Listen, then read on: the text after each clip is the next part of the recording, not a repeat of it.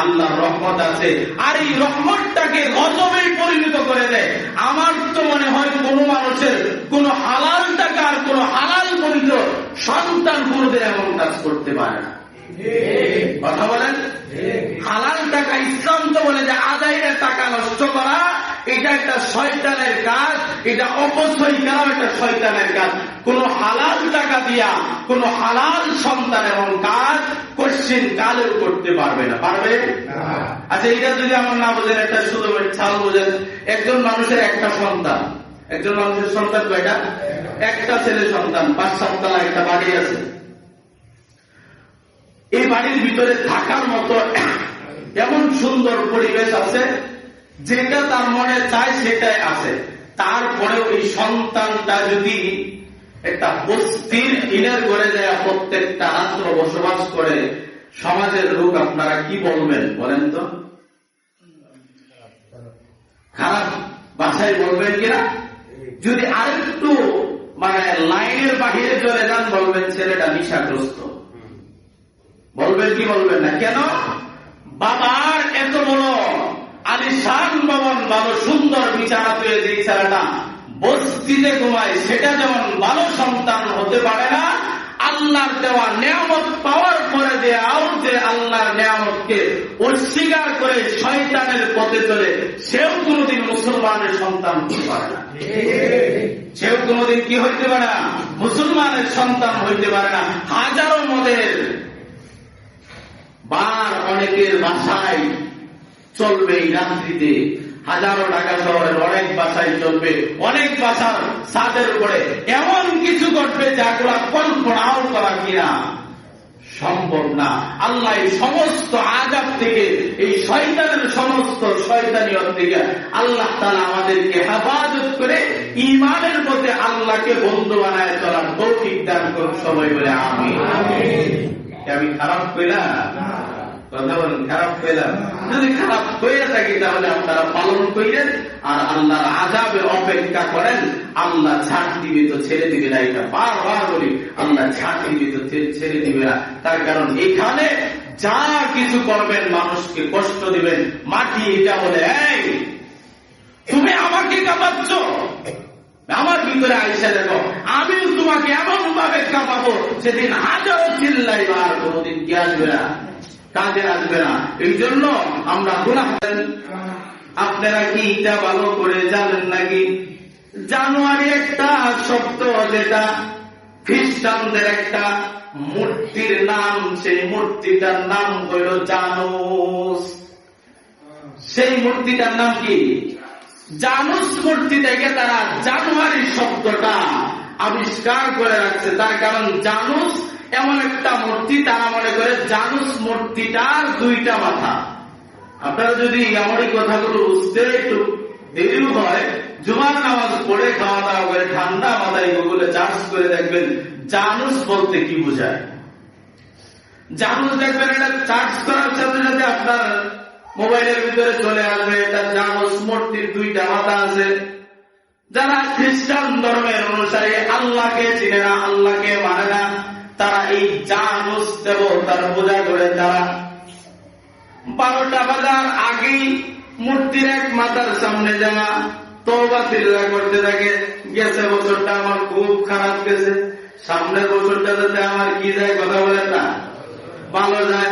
12টা বাজার 1 মিনিটের সাথে সাথে তারা কি চলে যায় মূর্তির পরোটা বেচতে। মাথা কয়টা, কথা বলেন না, মাথা 2টা ওই পাশে যায়, এবার নতুন আসছে।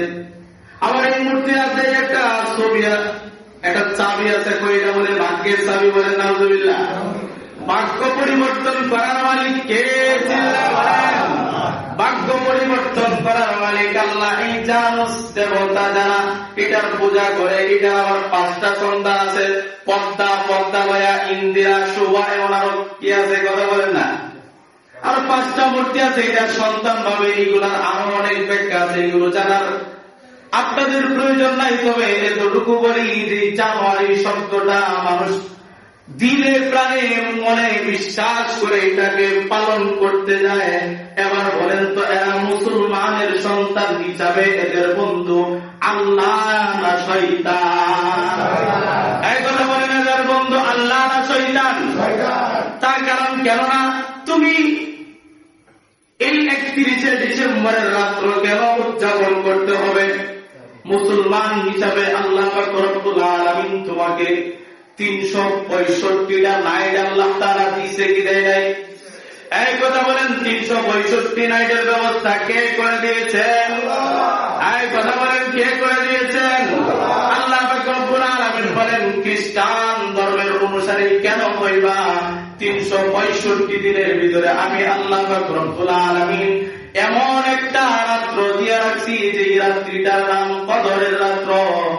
এক রাত্র ইবাদত করলে আমি আল্লাহ পাক রব্বুল আলামিন 1000 বছরের ইবাদতের সওয়াব দিয়া দেই। বলেন সুবহানাল্লাহ। তোমার মন যদি নাও বলে তাহলে তুমি কি করতে পারো? শবে বরাতের রাত্র পালন করতে পারো। যদি মনে চায় 1 ঘন্টা পালন করবা, 1 ঘন্টা ইবাদত করবা, তার বদলাও আমি আল্লাহ দিব। যদি মনে চায় সন্ধ্যা রাত্রে করবা, তাও আমি আল্লাহ দিব। যদি মনে চায় শেষ রাত্র করবা, তাও আমি আল্লাহ দিব। তাও বান্দা তোমার গোলামি করতে মনে চায়, তারপরেও তোমার অন্তর বলে না। তুমি যদি মনে চায় তাহলে আমি আল্লাহ পাক রব্বুল আলামিন এছাড়াও তোমার জন্য আরো 2টা ঈদের রাত্র দিয়ে দিছি। বলেন সুবহানাল্লাহ। তাও বুঝি বান্দা তোমার মন বলে না, আমি আল্লাহ পাক রব্বুল আলামিন রমজানের শেষ দশকের 9টা রাত্র দিছি। বলেন সুবহানাল্লাহ। বিশেষভাবে আমি আল্লাহ পাক রব্বুল আলামিন 4টা আর 9টা কয়টা হলো? 13টা রাত্র আমি আল্লাহ পাক রব্বুল আলামিন বিশেষভাবে আমি আল্লাহ পাক রব্বুল আলামিন দিয়া দিছি।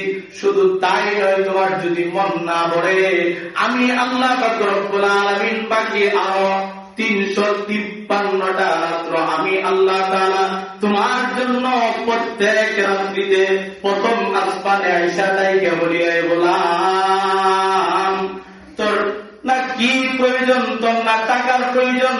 হাদিসের ভিতরে আছে বান্দার যার যেটা প্রয়োজন এই প্রয়োজন উল্লেখ করে করে আল্লাহ পাক রব্বুল আলামিন ডাকতে বলেন, বান্দা তোর যেটা প্রয়োজন আমার কাছে চা, আমি আল্লাহ তাআলা প্রথম আসমানে আসছি তোকে দেওয়ার জন্য। বলেন সুবহানাল্লাহ। মুসলমানের সন্তান তো এগুলো পালন করবে।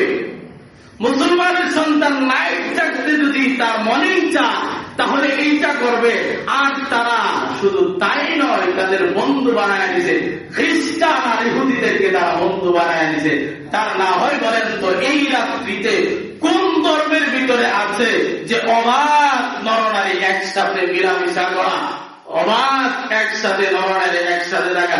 এটা তো ইসলাম ধর্মেও সমর্থন করে না, অন্য কোন ধর্মেও আমার জানা মতো কোন কি করে না, সমর্থন করে না। মুসলমানের সন্তান এই রাত্রিতে আমি তো গেছে বছর এই প্রথম আপনাদের এই ডাকাতে আসছিলাম, এই রাত্রিটা তো অনলাইনে আগে দিলাম। এই রাত্রিতে কি হয়? আল্লাহ আল্লাহ আস্তাগফিরুল্লাহ আল-আযীম। আপনি বলেন তো, আপনাকে একজন শিশু, একজন অসুস্থ মানুষ আপনার কাছে কি অপরাধ করছিল? এই দিন কি অপরাধ করছিল? আপনি এই রাত্রিটাকে এমন ভাবে গান বাজনা দ্বারা আপনার এই বিল্ডিং এর ছাদের উপরে এমন কিছু আতশবাজি ফুটাইছেন যার কারণে অনেক বাচ্চাদের মা বাবা পর্যন্ত বাচ্চাকে বিছানায় পর্যন্ত ঘুম পাড়ায় রাখতে পারে না। কথা বললাম, এটা কি আমি বানায় বললাম? হ্যাঁ, অনেক অসুস্থ মানুষ পর্যন্ত ঘুমাইতে পারে না, গান বাজনা করেন। এখন আপনি বাংলা নববর্ষ মুসলমানের সন্তান যদি পালন করতে যায় তাহলে এটাকে হিন্দি গান বাজায়। পালন করে কি? বাংলা নববর্ষ বাজায় কি? হিন্দি গান। হ্যাঁ, কি বাজাইতেছে কি শুনতেছে এটা নিজেই বোঝে না, খালি তালে তালে নাচে। ছাগলের 3 নম্বর বাচ্চার লাগান গেলে লাফাই দিয়ে থাকে, আর কিচ্ছু বোঝে না। এই জন্যই বর্তমান বিজ্ঞান বলেন যে সর্বপ্রথম যদি বাংলাদেশের ভিতরে আল্লাহর কোন আযাবে ধ্বংস হয় তাহলে ঢাকা শহর আগে ধ্বংস হবে। বলেন নাউযুবিল্লাহ। কেন? অন্য অন্য দেশের ভিতরে যখন বুলবুল আসছিল 10 নম্বর সিগন্যাল বাংলাদেশের ভিতরে পরে কি বলে নাই? আচ্ছা বলেন তো, কয়েকটা কলা গাছ ছাড়া আর কিছু ভাঙছে? তেমন কিছু ক্ষয়ক্ষতি হয়েছে? অন্য অন্য দেশের চিত্রগুলা দেখিয়েছে 10 নম্বর সংযোগের সময় কি পরিমাণ ক্ষয়ক্ষতি আর কি পরিমাণ ক্ষতিগ্রস্ত হয়েছে মানুষ। তার মানে বোঝা যায় এই দেশের উপরে আল্লাহর রহমত আছে, আল্লাহ তাআলার খাস রহমত আছে বিদায় আজও পর্যন্ত এত বড় এই যে কয়েকদিন আগে এত বড় ভূমিকম্প হয়ে গেল, তেমন কিছু ক্ষয়ক্ষতি হয় নাই, হয়েছে এই তুলনায়। তার সূরা বাকারার 257 নম্বর আয়াতের ভিতরে আল্লাহ পাক রব্বুল আলামিন সুন্দর করে ঈমানদারদেরকে ডাক দিয়া সুন্দর করে বান্দাদেরকে বলেন, আল্লাহু ওয়ালিয়ুল্লাযীনা আমানু ইউখরিজুহুম মিনাজ-যুলুমাতি ইলান-নূর ওয়াল্লাযীনা কাফারু আউলিয়াউহুমুত-তাগুত ইউখরিজুনাহুম মিনান-নূরি ইলাজ-যুলুমাত উলাইকা আসহাবুন নার হুম ফিহা খালিদুন। আয়াতের প্রথম অংশে আল্লাহ পাক রব্বুল আলামিন ডাক দিয়ে বলেন, বান্দা তোমাদের স্বয়ং অভিভাবক আমি আল্লাহ নিজে। সুবহানাল্লাহ। আমাদের অভিভাবক কে? আমাদেরকে কে পালেন? না আমার নিজের টাকায় চলি? হ্যাঁ কথা বলেন, আমি কি আমার নিজের টাকায় চলি? এটা যদি নাই মনে করেন তাহলে একটা ঘটনা ছোট মনে হয়েছে, এটা না বললি না।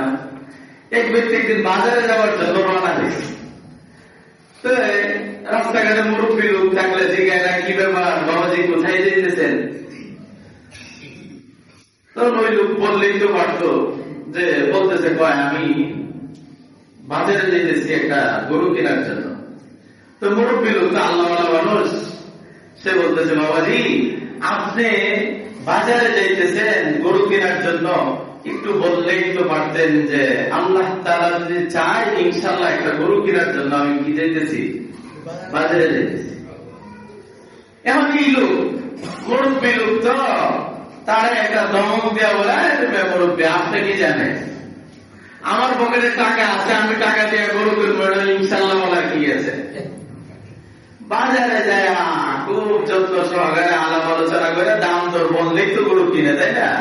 দাম দর বলার পরে যে গরু কিনছে, কিনার পরে পকেটে হাত দিয়ে দেখে পকেটও নাই টাকাও নাই, পকেটও নাই কি নাই টাকায় নাই। এই এখন কয় ইনশাআল্লাহ ভাই গরু কিনবো না, ইনশাআল্লাহ ভাই টাকা চলে নিয়ে গেছে, ইনশাআল্লাহ ভাই জিততে এখন আর প্রত্যেক দমে দমে ইনশাআল্লাহ, এখন আর ইনশাআল্লাহ কি দেয় না, দেয় না। কি ব্যাপার ভাই মুরব্বী লোকে, কি বাবা যে তুমি বাড়ির সাথে গরু কিনতে গেছিলাম আবার চলে আসলাম, কথা যে ইনশাআল্লাহ চুরে টাকা নিয়ে গেছে, ইনশাআল্লাহ গরু কিনতে পারি না, ইনশাআল্লাহ বাড়ি যেতেছি।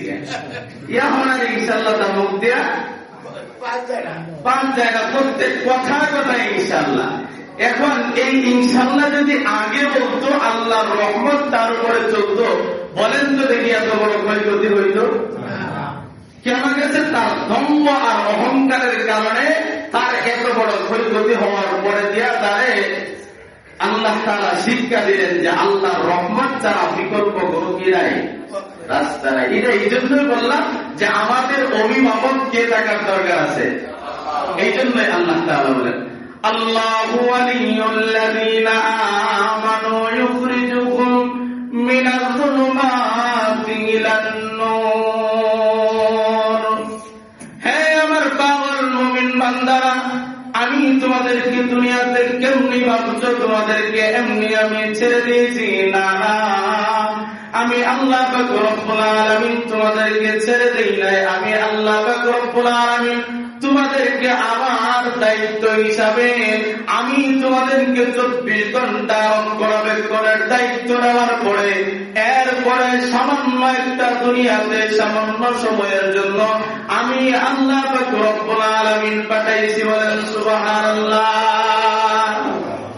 যদি আমার এই অভিভাবকত্ব তোমার পছন্দ না হয়, আর যদি তুমি আমার গোলামি না করো, যদি আমার গোলামির বাহিরে চলে যাও, তাহলে তোমার জন্য শেষ পরিণতি ভয়াবহ খারাপ আছে। তার কারণ এই আয়াতের শেষ অংশে আল্লাহ পাক রব্বুল আলামিন বলেন, ওয়াল্লাযীনা কাফারু আউলিয়াউহুমুত তাগুত, তোমার বন্ধু হয়ে যাবে তাগুত, তোমার বন্ধু হয়ে যাবে শয়তান। আল্লাহকে যদি আমরা অভিভাবক না মানি, তাহলে আমাদের বন্ধু কে হয়ে যাবে? কথা বলেন না, এই কথা বলেন, কে হয়ে যাবে? শয়তান হয়ে যাবে। ইউখরিজুনাহুম মিনান নূরি ইলাল যুলুমাত, আর তখনই তোমরা হয়ে যাবে জালেম। তখনই আমরা কি হয়ে যাব? জালেম।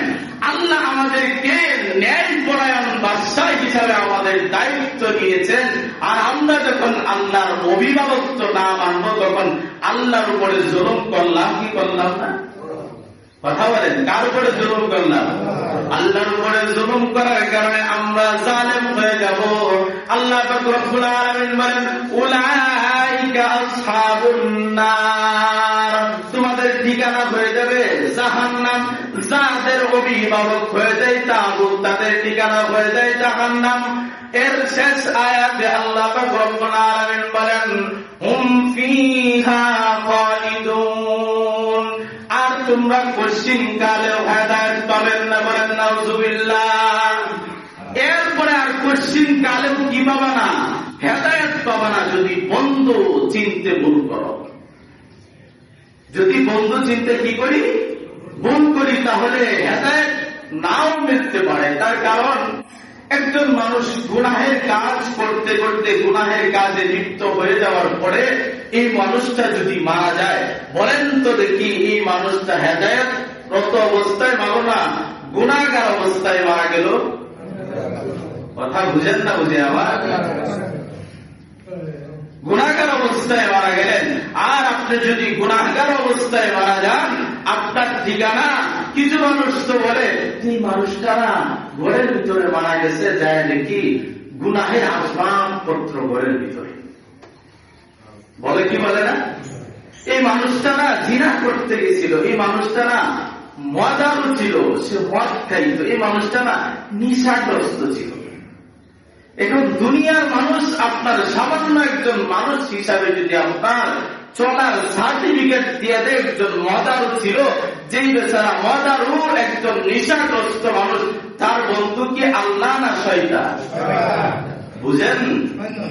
তার বন্ধুকে শয়তান যদি তার বন্ধু হয়ে যায়, এই বেচারা হেদায়েত ওয়ালা না হেদায়েত ছাড়া? হেদায়েত ছাড়া বলে তার ঠিকানা কোথায় মিলবে? জাহান্নাম মিলবে। এরপরে কোন না কোন সময় ঈমান থাকার কারণে জান্নাত পাবে, এটা পরের হিসাব। কিন্তু প্রথম সময় তার আযাব তো জাহান্নাম দিয়ে শুরু হবে। এই জন্য আল্লাহকে বন্ধু বানাইলে কি লাভ? এটা লাভ আর মিশরের গভর্নর হিসাবে উমর রাদিয়াল্লাহু আনহুর জামানায় উমর ইবনুল আস রাদিয়াল্লাহু আনহুকে উমর রাদিয়াল্লাহু আনহু মিশরের গভর্নর বানায় পাঠাইলেন। কোন এলাকা? কোন এলাকা? মিশরের গভর্নর হিসাবে পাঠাইলেন। এখন মিশরের মানুষগুলো ওই জামানায় কৃষি উৎপাদন করে তাদের জীবিকা চালাইত, তাদের আত্মীয় স্বজন পরিবার পরিজন চলত কিভাবে? কৃষি উৎপাদন করে তাদের একটা মূল, এটা আয়ের একটা কি ছিল? রাস্তা ছিল, আয়ের একটা উৎস ছিল। হঠাৎ করে নীল দরিয়ার পানি শুকায় গেছে, নীল দরিয়ার ভিতরে কি নাই? পানি নাই। এখন উমর ইবনুল আসের কাছে তার যত লোক আছে মিশরের সব লোকেরা যা বলে যে আপনি এখনই সরকারের কাছ থেকে কি করেন? আপনি তো গভর্নর হয়ে আসছেন, আপনি কি করেন? মূল জায়গায় দরখাস্ত করেন যেন নীল দরিয়ায় পানির ব্যবস্থা হয়। যদি পানির ব্যবস্থা না হয়, তাহলে আমাদের কৃষি উৎপাদন কি হয়ে যাচ্ছে, বন্ধ হয়ে যাচ্ছে, আমরা কষ্টে মরতেছি। এখন গভর্নরের তো এখানে কিছু কি নাই, করার নাই, গভর্নর এই ওয়াজ নসিহত করে বোঝায় আল্লাহর কাছে চাও। এক পর্যায়ে আন্দোলন করে, আমরা যেরকম কারেন্ট না থাকলে কারেন্ট অফিসে যায় কি করি, চতুর্দিকে আন্দোলন করি, কি করি না, এটা আন্দোলন করে বসে। তার মিশরের মানুষ যায় উমর ইবনুল আসের যে বসবাসের যে গড়, এই চতুর্দিকে যে আন্দোলন, গড় থেকে বের হইতে দেয় না। যতক্ষণ পর্যন্ত পানির কি হবে না, ব্যবস্থা হবে না, ততক্ষণ পর্যন্ত গড় থেকে বের হতে দেওয়া যাবে না। উমর ইবনুল আস রাদিয়াল্লাহু আনহু উমরের কাছে চামড়ার ভিতরে চিঠি লিখে পাঠাইলেন যে উমর, মিশরের মানুষগুলো কষ্ট করতেছে, নীল দরিয়ার পানি নাই, সেজন্য তাদের কৃষি উৎপাদন কি হয়ে গেছে, বন্ধ হয়ে গেছে। আপনি যদি একটু সরকারি ভাবে কোন ব্যবস্থাপনা করতেন, পানির ব্যবস্থা করতেন। উমর রাদিয়াল্লাহু আনহুর কাছে এখন তো আর মেসেজ দিলে চলে যায় এমন সিস্টেম ছিল না, হাইটে হাইটে নিয়ে যায়। অনেকদিন পরে উমরের কাছে যায়, চিঠি বলছে। উমর রাদিয়াল্লাহু আনহু চিঠি পাওয়ার পরে চিঠির উল্টা পৃষ্ঠায়, এখন চিঠি পাইলে কাজ কি, আবারও চিঠিটা যে পাঠাইছে তার কাছে উত্তরটা পৌঁছানো। বিষয়টা এমন না, এখন বিষয়টা এমন কিনা, উমর রাদিয়াল্লাহু আনহু চিঠিটা যে পাঠাইছে তার কাছে না লিখে চিঠির উল্টা পৃষ্ঠায় নীল দরিয়ার বরাবর চিঠি লিখলেন, নদী বরাবর চিঠি লিখলেন। বলেন সুবহানাল্লাহ। কার বরাবর চিঠি লিখলেন? নীল দরিয়া।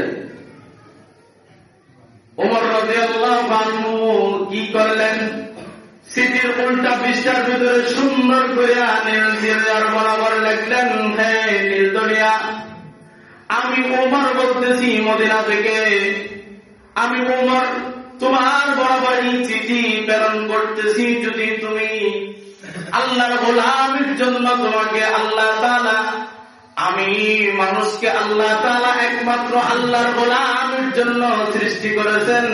নদী তোমাকে আল্লাহ পাক রব্বুল আলামিন সৃষ্টি করেছেন মানুষের গোলামের জন্য। বলেন সুবহানাল্লাহ। উমর চিঠির ভিতরে লিখলেন, নদী তোমার ভিতর থেকে যদি পানি প্রবাহমান না হয়, তোমার ভিতর থেকে যদি পানি বের না করো, তাহলে আমি উমর সিদ্ধান্ত নিলাম তোমার নাম আর কোনদিন থাকবে না। আমি মাটি কেটে এটাকে, তোমার নদীটাকে বরফ করার সিদ্ধান্ত নিয়ে নিব। আমি চিঠিটা পাঠানোর সাথে সাথে তোমার ভিতর থেকে যেন পানি প্রবাহমান হয়ে যায়। বলেন সুবহানাল্লাহ। মিশরের মানুষগুলো এই চিঠি পাওয়ার পরে এক পর্যায়ে কি করতে লাগলেন, ঠাট্টা মস্কারি করতে লাগলেন। বলেন উমর কি পাগল হয়ে গেছে নাকি? বলেন নাউজুবিল্লাহ। উমর চিঠি লিখবে আমাদের বরাবর, উনি চিঠি লিখবে গভর্নরের বরাবর, কিন্তু চিঠির উল্টা পৃষ্ঠায় নদী বরাবর আমরা এইদিকে না খায়া মরে, আর উমর আমাদের সাথে ঠাট্টা করে। উমর আমাদের সাথে একজন গভর্নর হওয়ার পরে, যে একটা রাষ্ট্রনায়ক হওয়ার পরে যে রাষ্ট্র পরিচালনা করেন, এমন ব্যক্তি যদি আমার সাথে ঠাট্টা মস্করা করে, তাহলে বলেন তো এবার মেনে নেওয়া যায় নাকি? এক কথা বলেন, মেনে নেওয়া যায় কিনা? আমাদের বিগত সময় দেখা যায় এমন ঠাট্টা মস্করি হয়েছে, বেগুনের দাম বাইরে গেলে কুমড়া দেওয়া বেগুনি খাও, হয় কি হয় নাই? এমন যদি রাষ্ট্রনায়ক ঠাট্টা মস্করি করে, বলেন তো কথা মেনে নেওয়া যায়? মানুষগুলো খুব পাগল হয়ে গেছে। মানুষ নাকি পাগল হয়ে গেছে, উমর নাকি পাগল হয়ে গেছে। উমর এই সিদ্ধান্তটা কেন নিল? এক পর্যায়ে সবাই কেউ বলাবলি করে, কেউ ঠাট্টা মস্করা করে। এর ভিতরে কিছু শিক্ষিত মানুষ থাকে কি থাকে না? কিছু মানুষ বলতে লাগলো, যেহেতু চিঠি পাইছি, তাহলে চিঠিটা উমর ইবনুল আসের কাছে নিয়ে যাও, তাকে গড় থেকে বের করে দাও। গড় থেকে বের করে উমর ইবনুল আসের হাতে নিয়ে যাওয়ার পরে উমর ইবনুল আস চিঠিটা নিয়ে নীল দরিয়ার মাঝখান বরাবর চিঠিটা রাইখা, চিঠি রাখার পরে বলে যে আমার চিঠিটা আমি পাঠাই নাই, আমি প্রথম পাঠাইছিলাম উমরের কাছে, কিন্তু উমর সরাসরি তোমার বরাবর চিঠি পাঠাইছে। নদী তুমি কি সিদ্ধান্ত নিবা এটা তোমার ব্যাপারে, কেন আমার কোনো কথা বলার নাই। উমর ইবনুল আস বলে, এই জমিনের ভিতরে নীল দরিয়ার নদীর তলায় চিঠিটা রাইখা আমার জনগণের দিকে তাকায় দেখি এক একজনের হাতে তলোয়ার। আজকে যদি পানির ব্যবস্থা না হয় হয়তো আমাকে এখান থেকে বিদায় করে দিতে পারে। আজকে সবার সিদ্ধান্ত একটা, আমাকে বিদায় করে দিবে। আজকে যদি পানির কি না হয়, ব্যবস্থা না হয়, তাহলে আমাকে কি করবে? কথা বলেন না, বিদায় করে দিবে। উমর ইবনুল আস বলে, আল্লাহর কসম, আমার রব্বে জাতের কসম, আমার রব্বে কারীমের কসম কে বলি, আমি সিটিটা নদীতে রাখতে দেরি হলো আর নীল দরিয়া থেকে পানি প্রবাহমান হইতে দেরি করলো না। বলেন সুবহানাল্লাহ। এটা বলেন, এটা আল্লাহর বন্ধু, এটাকে আল্লাহ। উমরের বন্ধু কে ছিল? আল্লাহ। উমর আল্লাহকে বন্ধু বানায় নিয়েছে। এই জন্য উমরের স্মৃতির বিনিময়ে আল্লাহ তাআলা নদীকে তার গোলামিত্বের জন্য আল্লাহ তাআলা কবুল করে নিয়েছে। মাখলুক যা কিছু আছে, সূর্য কাদের গোলামি করে? বলেন না, মানুষের গোলামি করে। চাঁদ সূর্য সব কিছু মানুষের গোলামি করে। আর আপনি আমি মানুষকে আল্লাহর গোলামির জন্য আল্লাহ সৃষ্টি করেছেন। এই জন্য আল্লাহ যেহেতু আমাদেরকে সৃষ্টি করেছেন আল্লাহর গোলামির জন্য, এই জন্য আল্লাহর গোলামির দরকার আছে না নাই? কথা বলেন না, আল্লাহর গোলামের দরকার আছে। এই জন্য যদি মুসলমান হিসাবে আল্লাহর গোলামি বাদ দিয়ে মানুষের দাসত্ব করি, মানুষের গোলামি করি, তাহলে আমাদের অবস্থা বুঝি বেশি ভালো হবে না, বেশি ভালো হবে না। এইটাই আল্লাহ পাক রব্বুল আলামিন সূরা মায়েদার ভিতরে, সূরা মায়েদার আল্লাহ পাক রব্বুল আলামিন 51 নম্বর আয়াতে বলেন, ইয়া আইয়ুহাল্লাযীনা আমানু লা তাত্তাখিযুল ইয়াহুদা ওয়ান নাসারা আউলিয়া বা'দুহুম আউলিয়া বা'দ। তোমরা দুনিয়াতে চলাকালীন শুধুমাত্র শয়তানকেই বন্ধু বানাইবা না, শয়তান কেউ না, কোন কাফের কেউ অন্তত কেউ তোমাদের বন্ধু বানাইবা না। এখন আমাদের বন্ধু আর আমরা ভালোবাসি কাদেরকে? কথা বলেন না, কাফের খ্রিস্টানদেরকে আমরা সবচেয়ে বেশি মহব্বত করি, ভালোবাসি। মানুষ হিসাবে মানুষের তাকে ভালোবাসতে পারি, সহানুভূতি থাকে। এই জন্য কাফের খ্রিস্টানদের আদর্শ আমি আমার নিজের আদর্শটাকে বিক্রি করে কাফেরদের আদর্শে আমি আমার জীবনকে পরিচালনা করব, এটা তো কঠিন কালেও হওয়া সম্ভব না। কথা বলে, এটা কি কঠিন কালেও সম্ভব? এখন মুসলমানের সন্তান হিসাবে কোন সন্তান? মুসলমানের সন্তান আল্লাহ চিনবে, রসুল চিনবে। মুসলমানের সন্তান কোরআন হাদিস মোতাবেক তার জীবনকে পরিচালনা করবে। না না, মুসলমানের সন্তান হিসাবে মুসলমানের আদর্শ তো তার দ্বারাই না, বরং তো খ্রিস্টানের যত আদর্শ আছে সমস্ত আদর্শকে তার অন্তরের ভিতরে লালন করে। লালন করে কি করে না? মুসলমানের সন্তান যদি সাধারণত একটা আদর্শ যদি মানতে চান, তাহলে আপনি একটা মুসলমানের সন্তান হিসাবে বলেন তো মুসলমানের সন্তান সব আদর্শ বাদ দিলাম, যদি মাথার চুলটাও কাটতে যায় তাহলে চুলের লাগাম কাটে। এই কথা বলেন, কাটে কি কাটে না?